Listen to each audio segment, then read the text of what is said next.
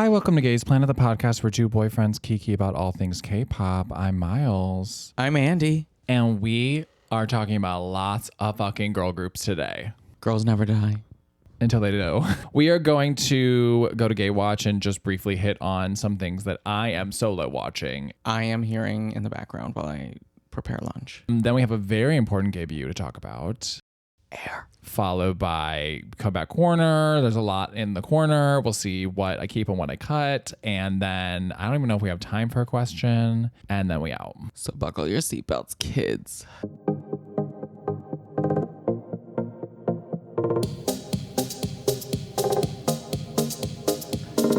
I didn't plan on watching this for Gay Watch, but It found you. well, because it's on YouTube. So there's a show called Debut's Plan. And it fits into your lunch plan. It do. There's a show called Debut's Plan. It is a show that Starship has put on YouTube. Starship is the label of IVE, Cosmic Girls, Sistar, Kiki. But also Gravity, Monsta X, and Boyfriend. The boys are not as... Monsta X has been pretty big, but they're like a girl group label to me. Like that's where they succeed. Okay, Debut's Plan. I'm really just watching it because it's on YouTube. You guys, we've been through the trials and tribulations, and you probably have as well, of watching stuff on Viki, of watching stuff on IQE, of finding like not legal things on Daily Motion, but this is just on YouTube. So having the warrioresses do fan translates. Yeah. So part of it is just that the show is on YouTube, and the thumbnails of Debut's Plan have a big, huge 1 on them for episode 1. Episode 2 has a big 2 on it. So when you're scrolling through, you know what episode you're on. Like, it's so easy. I'm like behind. I'm only on episode 3 of the show. I think what is worth watching about this show, if you guys are curious, is that it's 21 boy trainees, but there's so much girl on this show. So far, they have done Magnetic. They did an IVE song. They did Girls by aespa. They did an IVE fan song. They're going to be doing New Jeans in the next episode. So it's funny that Starship is not really leveraging the boy part of their legacy. It's like Yeonjung from Cosmic Girls was on the panel. Liz and Ray were on the last episode. They brought in Really? They brought in SoYu from Sistar to be the vocal teacher for an episode. Like, maybe this will be the first trans group. They're going to transition. Human to idol. I am enjoying the show. It's like watchable. It's not that long. I also think any show where actual people that work at the label are on the judges panel makes the show a completely different experience. And the fact that producers have major sway in who gets into this group makes it a completely different show. Yeah, there are some celebrity guests, and there's somebody from La Chica, of course, but there's also like the board members and the staff from Starship, which are just ordinary, frumpy looking women. And we love them because that's who like has the purse strings. Like there's a woman who sits at the head who is like a not charismatic casting director, because she clearly is the one who is having the final say. Oh, yeah. I'm like, you are the least attractive woman, so you have the most power, I can tell. Because they're like talking to each other, but they're always looking over to her. And she's sitting in like she's sitting in the dead spot. center. Yeah, She's sitting in the top of the like horseshoe. And she's the frumpiest, so she must. She's the realist. She's like, I'm real. This is my real job, guys.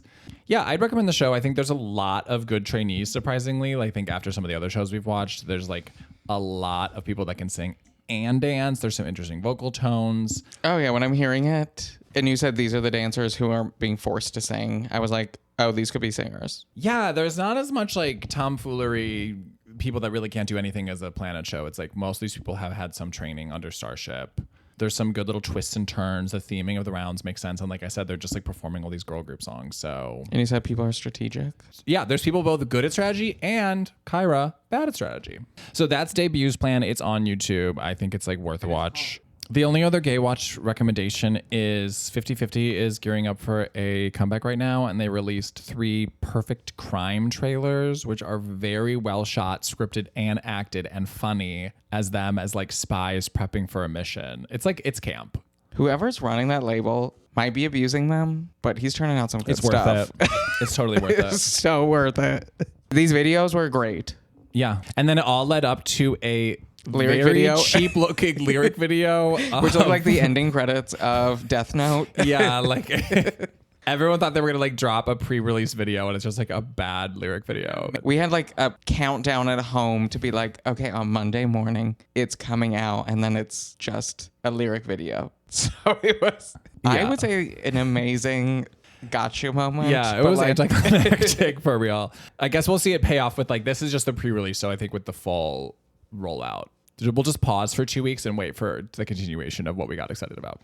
Yeah, it's Perfect Crime trailers 1, 2, and 3. Okay, let's go to debuts.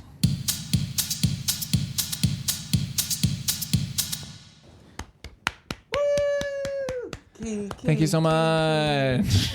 Kiki, we just want to mention, they made their official debut with Been That Girl. They got a first win on a music show, which nobody expected, and they got the first win for I Do Me, which has become the lead single. Here's what I think. Here's what I think they did. I Do Me was the pre-release, which I guess if we're really taking this back to North American, British, American ways of releasing, it was the first single. And Been That Girl was the second single. That's how these pre-release releases really are to me. But I Do Me was the pre-release. Been That Girl was the release. They performed both on music shows. And I think it was their way of market testing. Which lane do we want? Rapping New Jeans Kiki, or do we want full sung Kiki? And I think the public chose full sung, and that's what won on the music show. That's what I'm choosing. That's what I'm choosing. I don't need Kiki doing for my swag. Current Sodi. So they won on Music Core, which is a big deal. They say it's the hardest show to win. And I think what's notable about this is A, how surprised absolutely everyone is on the stage when they win and are gasping. And B, when they perform the encore performance, it completely sounds like the recording because Kiki had been singing live since debut. They sound amazing. Incredible. They're not nervous. They're not really even crying. They're just like happy and performing.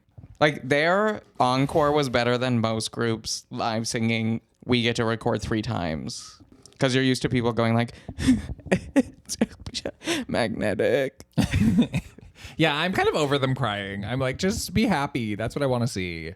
Well, we're here to talk about Yeji. Yeji is the first soloist to truly go solo from ITZY. I think they have OSTs, but she blew it out of the water a few weeks ago. Blew it out of the air? She released Air, and then I think equally good 258, which in an ideal world would have been the second single. I will rewatch the Air video today. I mean, it's just like a good pop song. You keep taking all of my air, all my air. Looking, she's so good there. You take my breath away. Take my air. 비할 수 없는 feeling. You keep taking all of my. And what I like about it is she's a soloist, and we get a lot of soloists, but she's alone for the first like half of the video. It's just her in a hangar dancing on top of a car hood. Like it's just her, which I think is really smart for your solo debut. Completely happy for her. Great solo debut. Oh, great solo debut. Great 258 video. is great. It's Charlie XCX / K-pop. We stan. I'm going to get on my GPS, take my private jet to LAX, in the words of Yeji. Okay, we got to go to Comeback Corner now. Okay, Andy, lead us off. IZNA, Sign. Obsessed. This is your bop. This is yours. It's I Will Always Love You, part dose.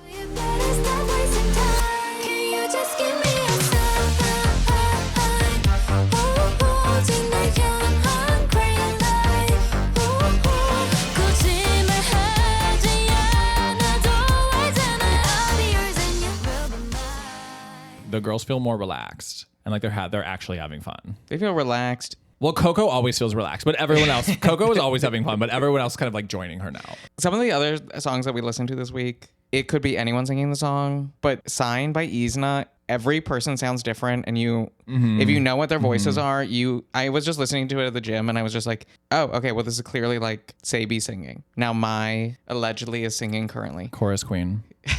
Obsessed. They did not smooth over or make them sing like each other at all, which was very refreshing. It made it feel very girl group. I just really liked it. I don't like to shit on Hearts to Hearts.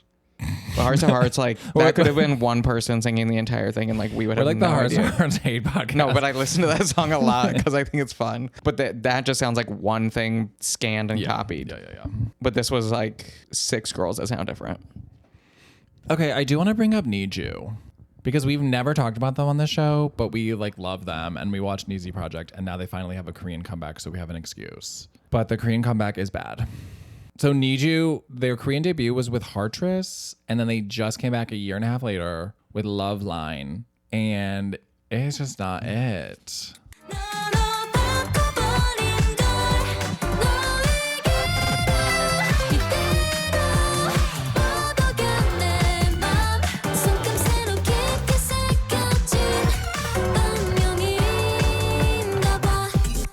I was not able to listen to the whole song, and I tried I don't 3 times want at the work. Not at the gym. I would love to hear the song in a piano version. I don't even want that. I don't know. I like the melodies, but they are being asked to sing 2 stories above their range. Like, it starts too high, and then when they get to that like 3rd chorus that they're gonna go even higher, and I just don't know if the AirPods can. I mean, mine just fell out and just flopped on the ground like dead fish. NiziU's in an interesting place. They're an interesting group in general. They are like the Japanese Twice. I think they're more talented than Twice. Very much so. They're more about talent than Twice. We obviously like love these girls, but they are now over halfway through their contract because they started in 2020, like end of 2020, I think is when they're technically like Step in a Step came out. Which we don't. Well, recognize. I know that's the other thing about NiziU is their best song is the song from the show that JYP wrote for them, because JYP, all his songs are good. Make You Happy is their best song, and it's like now we're 15 singles in, and they've never hit that again. I mean, they've had fun songs, like, but it's never Make You Happy. Their first run was their best. Make You Happy, Step in a Step, and then Take a Picture. And yeah, whatever that is called. Whatever that one is. And Chopsticks is like not even that bad. Like, they had some like fun, campy. They definitely have good songs. And what's interesting is in the last year, they've switched their concept. They had Rise Up. I had to write this down. They had Rise Up. They had this ballad / New Jeans song called Always. And then they had Yoake, which NiziU was like, we're going to be more mature and we're going to wear gray and brown. A la Twice. Honestly. They went to the island that Twice sails to. But their Japanese stuff, basically what I'm saying is more, what they've been doing in Japan is more interesting and is, I think, better than Love Line, which is just a weird song. I don't like NiziU in brown. I don't like the video at all where it's like, NiziU should be like red, pink, lights fully on. Like, I don't want them in anything murky. It's like they're not, they're don't too have the color. They're all summers. I am sad. I mean, it's been this for a while that they walked away from like the winning formula of NiziU, which, because this group, like we said, like it's like a stacked group where they're like, we have 2.5 strong singers and then they have 2 like great rappers, and they kind of walked away from that where they don't really have a rap section anymore. They haven't had one for a few years. Oh, at all. The rappers, Mayuka will sing and Rima will sing / rap for like a second, but I'm like, that was part of their secret weapon, which goes back to the Stone Age of K-pop, which is like have a cute song and then drop a bomb ass rap near the end. That's what Make You Happy had. No goodbye, baby, goodbye. 君がくれる安心寄り添って休めるための場所。光が満ちて for you いつだって夢見てるの一緒。Fans and sweet なメロディー。本当に癒してくストーリー。Put it on repeat 聞いてずっとずっと You're my favorite song. So it's just weird. I don't know. I was excited for them to have a Korean comeback because we liked Heartress, but it's just not it. I just don't mind the song. I just don't think that the human voice is made to go into that range. All right, Mariah Carey, start learning Korean. Here we go. Okay, did StayC Girls go down? StayC Girls went down. They sucked dick and they got back up and they got the promotion. They got the promotion. StayC released Bebe, a trilingual song. The 3 languages I studied. studied. Lingual song because they also say the word rodeo. Wow, the 4 languages I studied. Yeah, StayC released Bebe. It is definitely an SOTY for me. It will be in my top at the end of the year. I guarantee you today. It will probably be my most listened to song of the year. Don't wanna be a baby. Yeah, that's me, this and more. I'm feeling some type of way. Feeling type of way. Let's go, Well, feeling type of way. Feeling type of way. Let's go, It's so good, and it's not even short. But this is the thing. Bebe didn't hit me at first. Your first few listens, you're just kind of like, what is going... And the video, which they found a few quarters in the couch and then paid a producer 75 cents to make a video, but the song is so good and it just gets better and better and better. Here's when the song clicked for me. When I listened to it on headphones. Because the instrumental, that like synth thing, you need it on headphones because before I put that together, I was like, oh, the chorus is a little bit like weird. They're like slur talking. Slocking. But once you put the headphone in, the instrumental like pushes the song forward and it gives it all this momentum and you just want to like get on the ride. And I feel like everyone's trying to steal focus in the song, in the video. But in like a good way. In a good way. They all want it. Definitely watch their recording video. StayC's recording videos are always good because they always record with like the same people. So it's just more familiar, the relationship between them and like the producer, and like he's asking them to do really technical specific things because he knows they can't. Like StayC's, we've said this before, but their music is just more detailed. If you really listen to like the transitions between falsetto and head voice, like all these things, they just have a more detailed sound, which is I think why we like them. And if you watch other recording videos, they're just like, record, oh my god, that was great. And the StayC recording, he's like, no, you said that wrong. We're giving that part to somebody else. I was like, oh, I didn't know we were going to see Yoon get a part taken away from her. Yeah. Oh, yeah. And we're just moving on at like a clip and we can see who the favorites are. Like, that video is great. That's an excellent 20 minutes you can spend. Yeah. Watch that instead of watching the video and then just listen to the song on headphones. Okay, next. Our only, you guys, current thing we're talking about is Kepler dropped Yum. It's sweet and yum. It's sweet and yum. It's sweet and yum. So come on in. It's sweet and yum. It's sweet and yum. Kepler just released this like wacko song that's not really, doesn't seem fully on trend. It could be reworked to be incredible. No, it is incredible. It's like fun and insane. It's one of the roller coaster rides where you go from like 0 to 60 miles per hour in 2 seconds, but the ride is only 13 seconds, where you're just like, Oh. And if they made that into a full roller coaster, it would be like, this is the best roller coaster of all time. I think for the first time in Drag Race history, in Kepler history, they were like, let's make a song around Hikaru. Oh. And obviously Dayoung, because Dayoung can do everything. It's like, to me, it's their song and everyone else is along for the fucking ride. And that's fun to see because even watching like Hikaru, she's just owning the whole thing, the dance. Because to me, she's like, I will give everything 100% no matter what. And so she's just dancing alone in a field in front of a bus, but you're like completely buying it. I mean, I'm buying all of them, but it feels like the first time where they're like, let us truly, it's like they're really leaning into her. I don't know. I'm happy to see Kepler find like, they're still finding new routes, new things that they can do. And it doesn't sound like anything else. I just wanted a breakdown. Because in Supernova, when they do the breakdown that's like completely different, but it fits. Mm-hmm. I wanted Yum to have a breakdown. And I wanted it to be the intro to In My Pocket by Mandy Moore. Which is what? It also is that like Arabic sound to it. We'll cut it in. Yeah. That song just needed some breathing room so that the sweet and yum part at the end and the last chorus like hit hard. Yeah, all these short songs that they're doing just need remixes. Like there was somebody that took a 1-minute New Jeans song, maybe like Get Up or whatever that song's called, and they did a 7-minute City Pop remix. And I need more people like that are just like, would take the 2-minute song and make it 4 and just do it illegally. Yeah, I think these songs that are just 2 verse, 2 chorus out, they're just not gonna have longevity because you're not gonna be seeking out that like amazing diva moment. The build up, there's no like build up. Yeah, we do. You seek out like, you're like, I want that feeling again, that really full euphoric feeling from pop music, and it's hard to get it with a song that short. We're not in that era at all. But Yum could have that if they extend the Korean version. Bebe gave it to me. Oh yeah. Sorry, StayC. We need to be using her correct. Okay, let's go to the outro.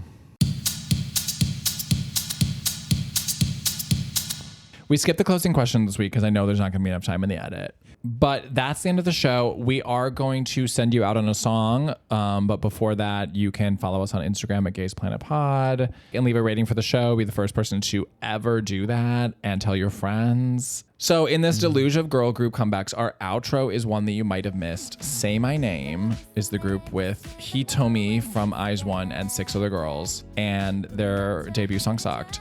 But their comeback, ShaLala, Is great. is great. So we're And gonna, has a full rap section. and they are actually rapping. So Say My Name is kind of slaying the game. The whole album's good. Yeah, so we're gonna leave you on ShaLala. It is great. The dance is really good. That's what drew me in, was the choreography is really nice for this. So go check out their stages, and we will see you next time. 새로운 날